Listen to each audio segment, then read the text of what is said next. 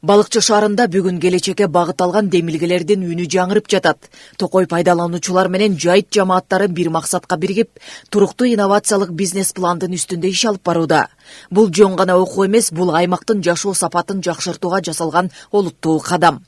Кыргыз Республикасынын суу ресурстары, айыл чарба жана кайра иштетүү өнөр жайы министрлиги регионалдык жайыт жамааттарынын туруктуулугу адап долбоорунун алкагында Бали программасы боюнча гранттык конкурс жарыялады.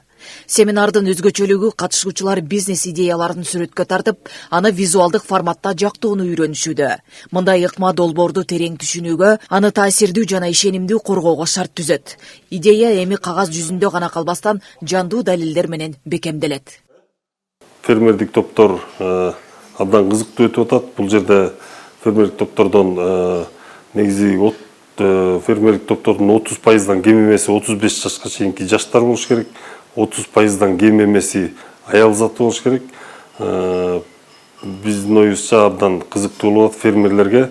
Бул өзүлөрүнүн оюнда жүргөн бизнес идеяларын ушул сүрөттөр аркылуу кагазга түшүрүп, анан ошолорду ишке ашырууга пландарын түзүүгө жакшы өбөлгө болуп жатат деп ойлойм.